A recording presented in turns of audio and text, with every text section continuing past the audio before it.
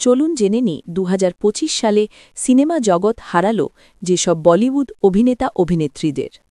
২৪শে নভেম্বর ২০২৫-এ ৮৯ বছর বয়সে প্রয়াত হলেন বলিউডের হি-ম্যান অভিনেতা ধর্মেন্দ্র। তিনি ৩০০-র বেশি সিনেমায় কাজ করেছেন। ধারমবীর তার এই সিনেমা আজও ক্লাসিক। তার অভিনীত কিছু জনপ্রিয় সিনেমা হল শোলে, সমাধি, সীতা और গীতা ইত্যাদি।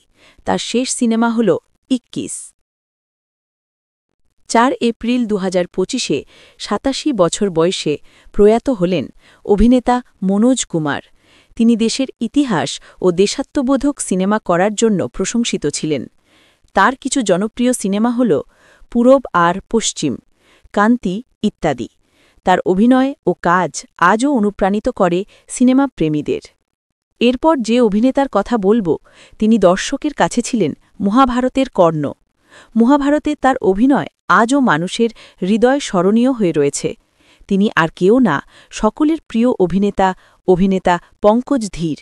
তিনি ১৫ই অক্টোবর ২০২৫ ৬৮ বছর বয়সে প্রয়াত হন। তার শক্তিশালী অভিনয় নতুন প্রজন্মের কাছে এক শিক্ষণীয় অধ্যায় হয়ে থাকবে। বরিন্দর সিং ঘুম্মান একজন ভারতীয় পেশাদার বডি বিল্ডার এবং বলিউডের একজন অভিনেতা ছিলেন। ২০০৯ মিস্টার ইন্ডিয়া জিতেছিলেন এবং মিস্টার এশিয়ায় তিনি দ্বিতীয় স্থান অর্জন করেছিলেন। তার অভিনীত কিছু জনপ্রিয় সিনেমা হল ২০১৪ সালের রোর, টাইগার্স অফ দ্য সুন্দরবন। চলচ্চিত্রটির মাধ্যমে তিনি হিন্দি চলচ্চিত্রে আত্মপ্রকাশ করেন। তার শেষ সিনেমাটি ছিল টাইগার ৩।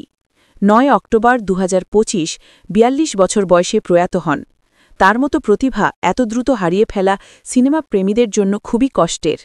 ভারতের আরেক অসাধারণ অভিনেতা, যিনি বহু বছর ধরে তার সাবলীল অভিনয়ের মাধ্যমে সিনেমাপ্রেমী মানুষের হৃদয়ে জায়গা করেছেন, তিনি হলেন সতীশ সাহা। তিনি বেশিরভাগ সিনেমায় পার্শ্ব চরিত্রে অভিনয় করেছেন।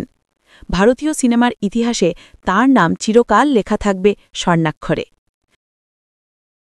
২০০২ সালে ভিডিও অ্যালবামে কাঁটা লাগাতে একটি নৃত্য প্রদর্শনের জন্য খ্যাতি অর্জন করেছিলেন।